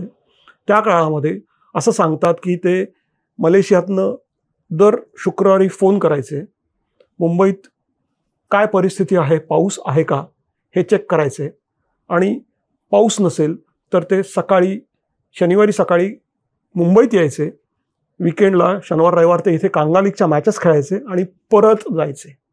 हे त्यांचं क्रिकेटवरचं प्रेम होतं. हे मी पण मुंबई पुणे प्रवास एवढा करत नाही. म्हणजे तेच परत जे मी सुरुवातीला म्हणालो की क्रिकेट वेड जे आहे तुम्हाला हे सगळं ऍब्सोल्यूट क्रिकेट तुमच्याकडनं करवून घेतो. पण माधव आपटे म्हणजे मला आठवतंय, if I am not mistaken, माझ्या शाळेमध्ये चीफ गेस्ट म्हणून आलेले. ओके, खूप मोठं नाव. इंडिया खेळले ते कधी? हो, ते खेळले इंडिया. मला वाटतं पाकिस्तानच्या विरुद्ध आणि वेस्ट इंडिजच्या विरुद्ध 1950च्या दशकात ते खेळले. त्या सुमाराला वेस्ट इंडिजच्या टूरवर त्यांनी चांगली कामगिरी केली होती. एक सेंचुरी होती त्यांच्या नावावर, 2 का 3 हाफ सेंचुरीज होत्या. ज्यावेळेला आपले बॅट्समन त्या कंडिशनमध्ये जाऊन स्ट्रगल करायचे. त्या पिरियडमध्ये माधव आपटेंनी चांगली कामगिरी केली होती, पण अनफॉर्च्युनेटली काही राजकारणामुळे त्यांना नंतर पुढे संधी मिळाली नाही. काय राजकारण आहे हे? आता राजकारण असतंच ना सगळीकडे. म्हणजे असं सांगतात की जे त्यावेळेचे सिलेक्टर होते त्यांनी त्यांच्या ज्या माधव आपटेंचं मी जसं म्हटलं की यांचं फॅमिली बिझनेस होतं आणि ते खूप मोठं नाव होतं, त्यांच्या कंपनीचे शेअर्स मागितले किंवा असं काही मागण्यात आलं त्यांच्याकडे की तुम्ही मला शेअर्स देऊ केले तर तुमचं टीममध्ये सिलेक्शन होईल. म्हणजे हे सिलेक्टर्स कडनं झालं असं झालं आणि यांनी नाकारलं. बरं, ते टिपिकल त्यांचा काय म्हणतात स्वभाव होता. त्यांनी शेअर्स देणं नाकारलं आणि पुढे माधव आपटेंचं क्रिकेट करिअर बंद झालं. मग ते मुंबईसाठी कांगा लीगमध्ये बऱ्यापैकी खेळले. पण कुठेतरी मराठी मेंटॅलिटी आडवी आली असं नाही होत? हो, पण याच्यात चुकीचं काय आहे? प्रत्येक वेळेला तडजोड केलीच पाहिजे असं नाही ना, किंवा या कारणासाठी तरी नाही. माझ्यात जर कॅलिबर आहे, मी जर चांगलं क्रिकेट खेळू शकतो तर मला टीममध्ये घेतलं पाहिजे. आणि जेव्हा तू माझ्यावर अनड्यू प्रेशर्स आणतोस तेव्हा माझाही अभिमान कुठेतरी दुखावला जातो. तसं त्यावेळेला त्यांचं झालं असेल. बरं, तिकडनं आपण परत एकदम लेटेस्ट जी घटना घडलेली आहे काही आठवड्यांपूर्वी, ती म्हणजे आपण एशिया कप जिंकलो आणि ट्रॉफी घ्यायचं आपण नाकारलं. तर as a sports lover, as a cricket lover म्हणून आपण कसं बघितलं पाहिजे ह्याच्याकडे? आता ह्याच्यामध्ये ना दोन गोष्टी आहेत असं मला वाटतं. एकतर आपण ते घ्यायचं का नाकारलं याच्या मागची कारणं आपल्या सगळ्यांना माहिती आहेत. म्हणजे काही महिन्यांपूर्वी झालेलं इंडिया पाकिस्तान वॉर, ऑपरेशन सिंदूर आणि या सगळ्या गोष्टी त्याच्या मागे ती भूमिका होती. पण त्याचबरोबर असंही म्हटलं जातं की मग आपण खेळलोच का? तर मला ॲज अ क्रिकेट लवर मला दोन्ही गोष्टी पटतात आणि नाही पण पटत. म्हणजे मी क्रिकेटप्रेमी आहे हे मान्य आहे, पण त्याच्या आधी सगळ्यात पहिल्यांदा माझ्यासाठी माझा देश आहे. मग कुठेतरी राजकारण आलं का परत त्याच्यामध्ये? हो, आलं ना, आलं, नक्की आलं. पण तिथेच जर आपल्या क्रिकेट बोर्डाने किंवा आपल्या गव्हर्नमेंटनी आम्ही ही ट्रॉफी खेळणार नाही असं म्हटले असते ना तर मला जास्त आनंद झाला असता, क्रिकेट लवर असून सुद्धा. बरं, हे असं पहिल्यांदाच घडलंय का? असं नाही. काय किस्सा आहे आधीचा? हा, म्हणजे अनेकदा ऑलिम्पिक्समध्ये वगैरे पण म्हणजे if I am not wrong 1980च्या रशियामध्ये मॉस्को ऑलिम्पिक्समध्ये त्या पिरियडमध्ये अमेरिका आणि अमेरिकेच्या ॲलेजनी बहिष्कार टाकला होता, बॉयकॉट केला होता. 1984 साली जेव्हा लॉस एंजलिसला ऑलिम्पिक्स झाले तेव्हा रशिया आणि त्याच्या ॲलाइजनी बहिष्कार केला होता. क्रिकेटमध्ये सुद्धा अशा गोष्टी घडलेल्या आहेत की वेस्ट इंडिज आणि ऑस्ट्रेलियाच्या टीमनी 1996 साली श्रीलंकेत खेळायला नकार दिला होता. नाही, पण हे सगळं तुमचं बरोबर आहे कौस्तुभ, पण मी एक खेळाडू आहे. खेळाडूंना ह्याचं काही नसतं. म्हणजे for him the victory is more important. हो, बरोबर आहे. मग ती आपण का सेलिब्रेट नाही केली? का ती ट्रॉफी आपण घेतली नाही? कुठेतरी पॉलिटिकल प्रेशर होतं असेल कदाचित. पण आता तुम्ही एवढं क्रिकेटमध्ये काम करताय, कोणी कनेक्शन्स आहेत का ज्यांच्याकडनं आपल्याला खरंच कळू शकेल काय एक्झॅक्टली झालंय? नाही, माझ्याकडे तरी नाही ही काही इन्फॉर्मेशन. बरं, त्याला जोडून पुढचा प्रश्न हा आहे की मॅच खूप अटीतटीची झाली. म्हणजे एक काळ असा होता की माइट बी आपण हरलो असतो, आणि खरंच जर आपण हरलो असतो ती मॅच तर काय झालं असतं? काय नाही, अनेक खेळाडूंना भारतात पटकन येता आलं नसतं. कदाचित सूर्यकुमार यादवचं करिअर संपलं असतं. करिअर संपलं असतं म्हणजे काय झालं असतं? कदाचित त्याला पुढे खेळता नसतं आलं, माहित नाही, टीममध्ये घेतलं गेलं नसतं कदाचित. पण याच्यात आत्याबाईला मिशा असत्या तर म्हणण्यात काहीच पॉईंट नाही ना. नाही, पण ठीक आहे ना, खेळ म्हटल्यावरती कुठली तरी टीम जिंकणार, कुठली तरी टीम हारणार. खरंय, मग आम्ही हारलो, ठीक आहे. हो, पण ते हारणं क्रिकेटच्या बाबतीमध्ये आपण खूप मनावर लावून घेतो, पर्टिक्युलरली क्रिकेटच्या बाबतीमध्ये, आणि त्यातही पाकिस्तान विरुद्ध. हे चुकीचं आहे का? तर आहे. त्याच्याकडे खेळ म्हणून बघितलं गेलं पाहिजे. पण जेव्हा तो खेळ येतो, जेव्हा क्रिकेट येतं, जेव्हा पाकिस्तान समोर येतं, तेव्हा तो आपला जो शांतपणाचा जो ऑरा असतो, ॲटिट्यूड असतो, तो आपण बाजूला ठेवतो आणि त्याच्यामध्ये पूर्णपणे घुसलेलो असतो. आपल्याकडे अजूनही असंच म्हटलं जातं ना की वर्ल्ड कप हरलो तरी चालेल पण पाकिस्तानला हरवायचं. खरंय, ती आपली मेंटॅलिटी आहे.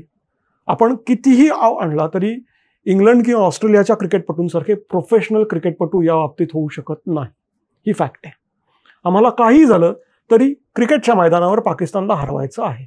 जे आपल्या मुलांनी 3 वेळा केलं, आपल्या मुलींनी एकदा केलं आता. पण आपण अनेक वेळा हरलो पण आहोत. हरलो आहोत, अनेकदा हरलो आहोत.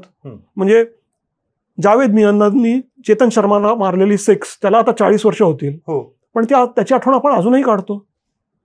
बरोबर आहे. पण that's our love for the game. पण मग हेच लव कुठेतरी खूप ग्लोरिफाय झालंय भारतामध्ये आणि क्रिकेट हे 1 नंबरला आज आहे. आणि मी आजही बास्केटबॉल खेळतो. म्हणजे गल्लीमध्ये मी जर बघितलं तर असा बॉल टाकला तर 4 बॅट त्याला मारायला धावतील. पण मला कुठेही एखादा मुलगा बास्केटबॉलचा बॉल घेऊन जाताना दिसत नाही किंवा व्हॉलीबॉलचा बॉल दिसत नाही. फुटबॉल थोडं दिसायला लागलंय मला, पण हॉकी नॅशनल गेम आहे आपला. तर हे काय आहे, म्हणजे एवढं प्रेम की आम्ही त्याला 1 नंबरवरती ठेवलंय. आणि बाकीचे जे खेळ आहेत, खो खो फॉर एक्झाम्पल, कुठेच दिसत नाही आपल्याला. आपण खो खो वर्ल्ड चॅम्पियनशिप जिंकलो if I am not mistaken, बरोबर, पण कुठेच काही नाही. का? ह्याच्या मागचं काय कारण आहे? समीर, तुला गंमत सांगतो. म्हणजे क्रिकेटवरचं प्रेम नक्की आहे, पण तेवढंच मला बाकीचे खेळ तितकेच आवडतात, भावतात. आणि मी स्वतः हॉकी खेळलेलो आहे. बरं. त्यामुळे हॉकीवरचं माझं प्रेम क्रिकेटपेक्षा किंचित जास्त आहे. जेव्हा आपण हॉकीवरती अंक का नाही? अजून तिथपर्यंत पोहोचलो नाहीये मी, असं मला वाटतं. मला आवडेल, मला सगळ्या खेळांना न्याय देणारा एखादा दिवाळी अंक करायला नक्की आवडेल.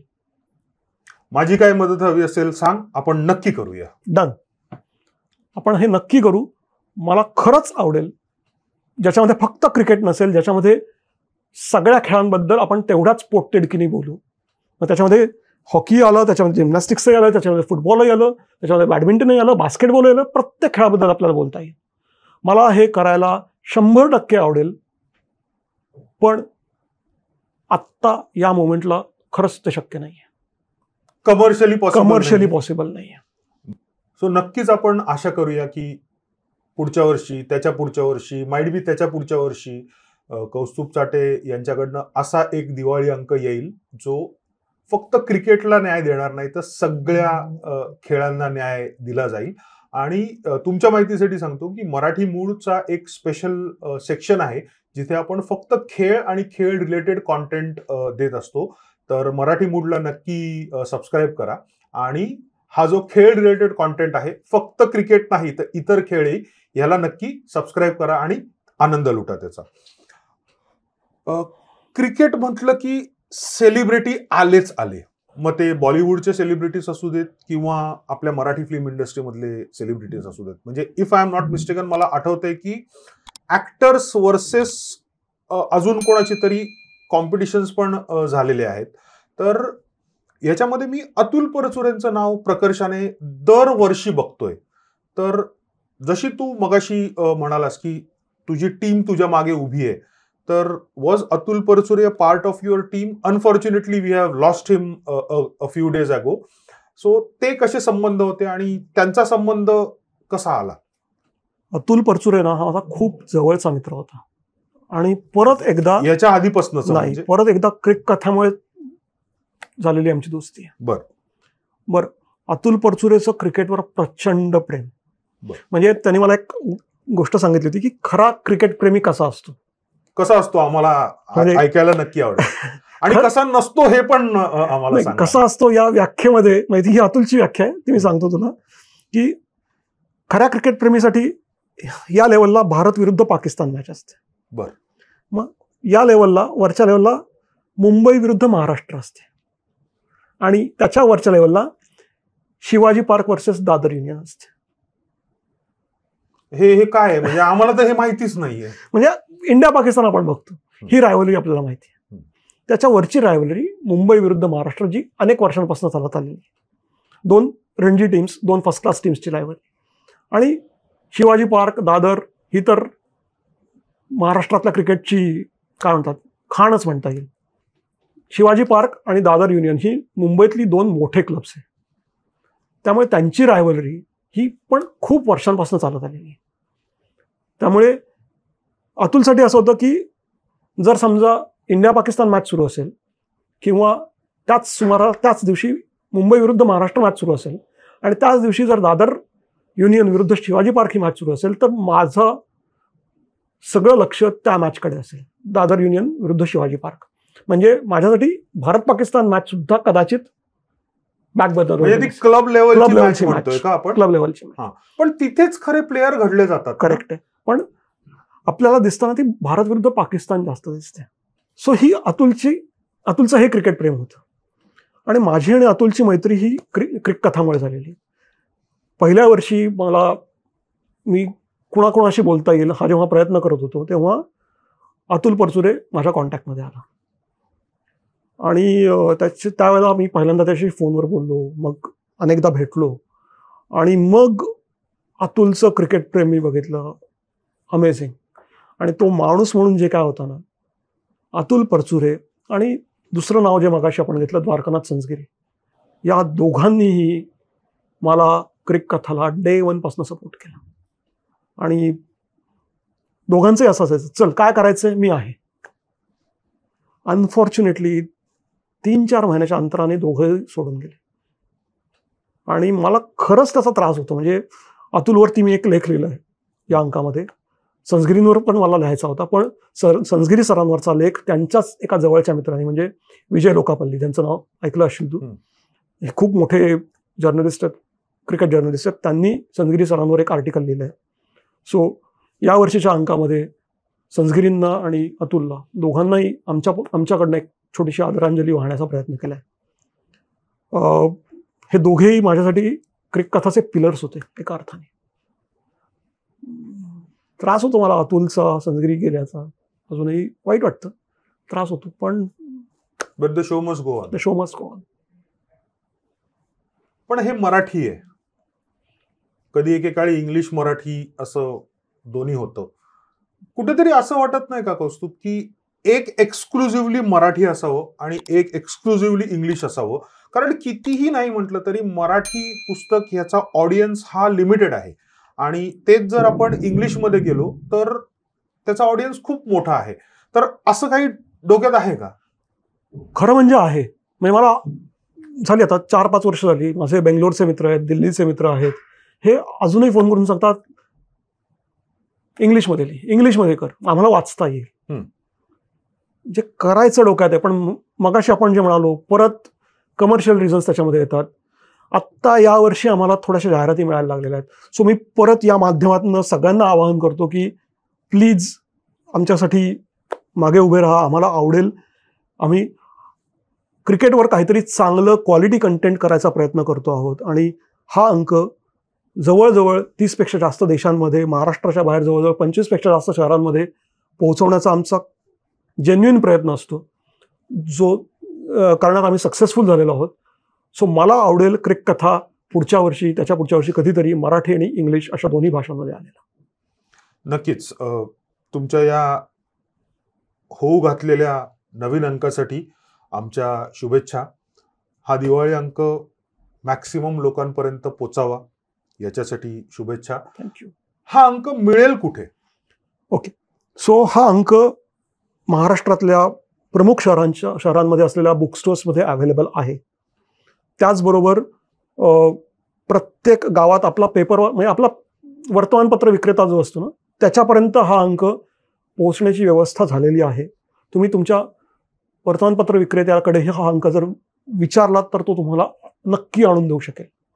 सो याचं डिस्ट्रीब्युशन महाराष्ट्रात अनेक शहरांमध्ये झालेलं आहे. महाराष्ट्राबाहेर पण जवळजवळ 25 शहरांमध्ये आम्ही या कॉपीज पाठवतो. आणि त्याचबरोबर तुम्ही आमच्या वेबसाईटवर जाऊन www.crickatha.com या वेबसाईटवर जाऊन किंवा सोशल मीडियावर, फेसबुक असेल, इंस्टाग्राम असेल, ट्विटर असेल, या कुठल्याही सोशल मीडियावर जाऊन मला क्रिक कथाला मेसेज करून हा अंक मागवू शकता. हा अंक तुमच्यापर्यंत घरपोच पोहोचण्याची व्यवस्था आम्ही नक्की करू. सो कौस्तुभचे क्रिक कथाचे सगळे सोशल मीडिया हँडल्स, त्यांच्या वेबसाईट्स, त्यांचा कॉन्टॅक्ट नंबर हा डिस्क्रिप्शनमध्ये आपण दिलेला आहे, नक्की चेक करा. मला शेवटच्या प्रश्नाकडे यायचंय. खूप चर्चा झाली, आपण अनेक किस्से यांच्याबद्दल बोललो. तर आता हा जो किस्सा मगाशी उल्लेख झाला, किंवा युवराज सिंगचा एक किस्सा होता, 6 सिक्सेस त्यांनी मारलेल्या, पण त्याच्या आधी पण काही किस्से झालेले आहेत, त्याच्यानंतर पण काही किस्से झालेले. मी इथे थांबवतो. तुला गॅरी सोबर्स आणि माल्कम नॅशची गोष्ट माहिती आहे? नाही, मला नाही माहिती, प्लीज. सो गॅरी सोबर्स एका ओव्हरमध्ये 6 सिक्सेस मारणारा फर्स्ट क्लास क्रिकेटमधला पहिला बॅट्समन होता. 1970 साली फर्स्ट क्लास क्रिकेटमध्ये त्यांनी एका ओव्हरमध्ये 6 बॉल्समध्ये 6 सिक्सेस मारल्या. समोरचा बॉलर होता माल्कम नॅश, इंग्लिश काउंटीमधली गोष्ट ही. आणि त्यावेळेला मोठा गदारोळ, म्हणजे गजब झाला एकदम प्रचंड, की असं कोणीतरी काहीतरी केलंय. आणि बरं, त्यावेळेला क्रिकेटपटूंना फारसे पैसे मिळायचे नाहीत रे. गॅरी सोबर्स इंग्लिश काउंटीमध्ये खेळत होता, त्याला माल्कम नॅशपेक्षा थोडे जास्त पैसे मिळायचे, कारण तो फॉरेन प्लेअर होता.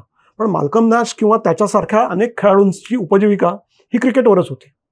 माल्कम नॅशला असं काही खूप भरमसाठ पैसे मिळत नव्हते त्यावेळेला. बरं, तुझ्या बॉलिंगला जर तुला 6 सिक्सेस मारले तर काय होईल? अरे, माझं तर करिअरच संपेल यार. सो तसंच कदाचित माल्कम नॅशच्या बाबतीत झालं असतं, पण तो हुशार होता. माल्कम नॅशनी काय केलं? माल्कम नॅशनी पुढे इंग्लंडमधल्या वेगवेगळ्या पब्समध्ये स्वतःचा एक एकपात्री कार्यक्रम सुरू केला, ज्याच्यात तो त्याला मारलेल्या 6 सिक्सर्सची स्टोरी करून सांगायला लागला. आणि त्यातनं त्यांनी बरेच पैसे कमवले, ज्याला क्रिकेटमध्ये मिळाले असते त्याच्यापेक्षा कितीतरी जास्त पैसे त्याच्या या एकपात्री कार्यक्रमामुळे मिळाले. बरं, ही गोष्ट इथेच संपत नाही. अनेकदा स्वतः गॅरी सोबर्स माल्कम नॅशला जेव्हा पॉसिबल असेल तेव्हा त्या कार्यक्रमामध्ये अकंपनी करायचं, आणि ते दोघं म्हणून तो कार्यक्रम करायचा. म्हणजे इकडचं ते सगळं तिकडे घेऊन गेले, जे फील्डवरती झालेलं ते फील्ड लोकांना सांगितलं, ऑफ फील्ड लोकांना ते खुलवून सांगायला लागले. आणि त्यातनं माल्कम नॅशने स्वतःसाठी चांगले पैसे कमावले. मग या क्रिकेट स्टोरीजच आहेत ना रे शेवटी. बरोबर. हे किस्से, या अशा गोष्टी हेच खेळाला पुढे घेऊन जातात. एकेकाळी अशी होती की मला आठवते की वन डे ही 60 ओव्हरची असायची. म्हणजे ग्रेडेशन असं होतं की सगळ्यात वरती टेस्ट क्रिकेट, त्याच्यानंतर तुमचं वन डे क्रिकेट, हे तेवढ्यापुरतंच मर्यादित होतं. त्याच्यानंतर आलं T20, आणि आता तर मी बघतोय की T10 पण आलेलं आहे, ज्याच्यामध्ये फरारी, पोर्श असे गाड्या ॲज अ बक्षीस म्हणून दिलं जातं. म्हणजे माझ्या बाजूच्या देशाची अख्खी इकॉनॉमी त्या एका गाडीची किंमत आहे. तर म्हणजे हे सगळे एका खेळाचे वेगवेगळे सेक्शन्स आहेत का, हे सगळे वेगवेगळे खेळ आहेत? माझं प्रामाणिक मत म्हणशील ना तर टेस्ट क्रिकेट किंवा first class cricket, one day cricket आणि T20 क्रिकेट हे 3 वेगळे खेळ आहेत, आणि आपण तसेच कन्सिडर केले पाहिजेत. एखादा खेळाडू जर T20 क्रिकेटमध्ये चमकत असेल तर तो वन डे क्रिकेटमध्ये तसाच तेवढीच चांगली कामगिरी करू शकेल असं अजिबात नाही, किंवा तो टेस्ट क्रिकेटमध्येही तेवढाच चांगला खेळू शकेल असं अजिबातच नाही. म्हणजे अगदी उदाहरण तुला द्यायचं झालं तर सूर्यकुमार यादव, ज्याला आपण T20चा अमेझिंग प्लेअर समजतो, आणि त्यांनी स्वतःला T20मध्ये प्रूव्ह पण केलेलं आहे, पण जेव्हा तो वन डे क्रिकेट खेळायला आला तेव्हा तो बऱ्यापैकी फेल्युअर झाला. पण मग तरी तो कॅप्टन आहे आज. तो T20 टीमचा कॅप्टन आहे. तो टेस्ट क्रिकेट टीमचा कॅप्टन नाही, किंवा टेस्ट क्रिकेट टीममध्ये पण तो नाही आहे आता. तेही त्यांनी ट्राय करून बघितलं, म्हणजे त्याला तिथेही संधी देण्यात आली, पण तो नाही खेळू शकला. Nothing bad about it. पण त्यातूनही तू कुठल्याही खेळाडूला विचार, त्याच्यासाठी फर्स्ट क्लास क्रिकेट आणि टेस्ट क्रिकेट अजूनही सगळ्यात महत्त्वाचं आहे. पैसा T20तनं येतो, T10मधनं येतो, पण खेळाडूसाठी अजूनही फर्स्ट क्लास क्रिकेट तेवढंच जवळचं आहे, आणि त्यांना ते आवडतं. मला 2 संजय बद्दल इथे चर्चा करायची आहे. संजय नार्वेकर आणि संजय मोने, अतिशय घनिष्ठ मित्र आहात तुम्ही लोक. तर हे पण क्रिकेटच प्रेम का परत? हे क्रिकेट प्रेमच. संजय नार्वेकरांची मैत्री नाहीये माझी, पण संजय मोनेंची मात्र खरंच खूप चांगली मैत्री आहे, आणि ही क्रिक कथामुळेच झालेली मैत्री. संजय मोने क्रिक कथाच्या प्रत्येक प्रकाशनाला उपस्थित आहेत. यावर्षीच शक्य झालं नाही, पण याच्या आधीच्या प्रत्येक प्रकाशनाला संजय मोने उपस्थित होते. दरवर्षी ते प्रेमाने विचारतात की काय लिहितोयस, काय लिहिणार आहेस, स्वतःचे इनपुट्स देतात. त्यांनी 2 वर्ष स्वतः लेख लिहिलेले आहेत आणि एक अतिशय चांगल्या मित्राप्रमाणे ते चौकशी करतात, ते विचारतात काय चाललं आहे, काय करतोयस. आणि क्रिकेटवर आम्ही प्रचंड गप्पा मारतो आणि त्यांचं क्रिकेट प्रेम म्हणजे खूप वेगळ्या लेव्हलचं आहे. तसंच दुसरं म्हणजे विजय केंकरे. विजय केंकरेंचंही क्रिकेट प्रेम सगळ्यांना माहिती आहे. ते तर क्रिकेट खेळलेले, ते क्रिकेट चांगल्या लेव्हलचं क्रिकेट खेळलेले आहे. सो विजय केंकरे, संजय मोने, अतुलचा मी उल्लेख केला, किंवा आनंद निगळे असेल, सुमित राघवन आहे, अशी मंडळी आहेत ना, ही क्रिकेटबद्दल खूप प्रेमाने बोलतात. आणि मला आनंद या गोष्टीचा आहे की क्रिक कथामुळे मी या सगळ्यांच्या खूप संपर्कात येऊ शकलो. आता तू संजय नार्वेकरांचा उल्लेख केलास, मला ना एक किस्सा सांगायचा इथे. Please please. 2022चा अंक, if I am not wrong, पुण्यामध्ये सेलिब्रिटी क्रिकेट मॅचेस सुरू होत्या आणि मी तिथे गेलो होतो. तिथे गेल्यानंतर मला संजय नार्वेकर भेटले. संजय नार्वेकरांना मी अंक काढून गिफ्ट केला. संजय नार्वेकरांनी असा अंक बघितला, वा छान, नक्की वाचीन वगैरे म्हणाले. आणि त्यांनी खिशातून पाकिट काढलं. त्यांच्या पाकिटामध्ये 250 रुपये होते. 250 रुपये? हा, म्हणजे पाकिटात जनरल आपल्याकडे काय जे पैसे असतात ना, माझ्याकडे तर तेवढे पण नसतात. पण त्यांच्याकडे होते. तर अंकाची किंमत त्या वर्षीच्या 250 रुपयेच होती. बरं. त्यांनी 250 रुपये काढले, माझ्या हातात ठेवले. म्हटलं सर सॉरी, मी हा गिफ्ट केला तुमच्यासाठी. नाही म्हणले, पैसे तुम्ही घेतलेच पाहिजेत. म्हटलं मी आढेवेढे करत होतो, कारण क्रिकेट प्रेमी सेलिब्रिटी आहे, त्याच्यासाठी हा अंक त्याच्यापर्यंत जाणं माझ्यासाठी जास्त महत्त्वाचं होतं. त्यांनी ते पैसे माझ्या हातात जबरदस्तीने ठेवले. ते पैसे मला घ्यायला लावले आणि झालं, म्हणजे ते झालं. तिथे मी घरी आलो, ते पैसे मी देवघरात ठेवले आणि ते पैसे अजूनही माझ्याकडे त्याच 2 नोटा, एक 200 रुपयाची आणि एक 50 रुपयाची नोट तशीच ठेवलेली आहे. मी ती खर्च केली नाही, मी ती खर्च करणार नाही. सो संजय नार्वेकरांचा तो एक किस्सा, छोट्याशा गोष्टी असतात पण छान वाटतं. समीर चौगुलेंना गेली 2 वर्ष मी प्रेमाने भेटून हा अंक देतो. त्यांना क्रिकेटवर, सचिन तेंडुलकरवर काहीतरी लिहायचं आहे. त्यांचं सचिन प्रेम खूप वेगळ्या दर्जाचं आहे. ते खूप बिझी असतात, आपल्यालाही माहिती आहे. जेव्हा केव्हा त्यांना सवड होईल, आय एम शुअर ते मला सांगतील, मला लिहायचं या अंकामध्ये, या वर्षीच्या दिवाळी अंकामध्ये मी सचिनवर तुला एक लेख देतो आहे, ते लिहितील. सुमित राघवन आहे, ज्याचं क्रिकेट प्रेम त्यांनी कथाच्या पहिल्या अंकात प्रदर्शित केलं होतं. सो असे वेगवेगळे सेलिब्रिटीज आहेत की जे क्रिकेटमुळे माझ्या संपर्कात आले आणि त्यांना क्रिकेटबद्दल बोलायला, लिहायला आवडतं आणि असे किस्से छापायला मलाही आवडतं. त्यामुळे छान वाटतं. पु ल देशपांडेंचं ना एक वाक्य आहे की क्रिकेट हा खेळण्याचा विषय नसून चर्चेचा विषय आहे. तर आज कौस्तुभ बरोबर क्रिकेट खेळण्याचा तर योग नाही आला, पण क्रिकेट, क्रिक कथा, क्रिकेटचे अनेक किस्से, या दिवाळी अंकाच्या मागचं अर्थकारण, त्याची टीम, याच्याबद्दल आपण भरपूर चर्चा केली. कौस्तुभ, मॅक्सिमम लोकांपर्यंत हा अंक पोचावा. 33 देश मागच्या वर्षी आपण पदक्रांत केलेले आहेत. यावर्षी 35 व्हावं, 36 व्हावं, 40 व्हावं, 50 व्हावेत. यासाठी शुभेच्छा. इथे आलास, आम्हाला वेळ दिला, मस्त गप्पा झाल्या, चहा झाला आपला. धन्यवाद त्याबद्दल. आणि क्रिक कथा अशीच पुढे जात जावो.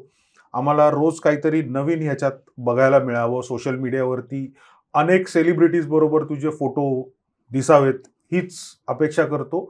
आज इथेच थांबतो. वेळेचं बंधन आहे, नाहीतर गप्पा तर आपण अशाच मारूया. धन्यवाद. इथपर्यंत आलाच आहात तर लाईक करा, सबस्क्राईब करा, जमलं तर शेअर करा. धन्यवाद. जय हिंद, जय महाराष्ट्र.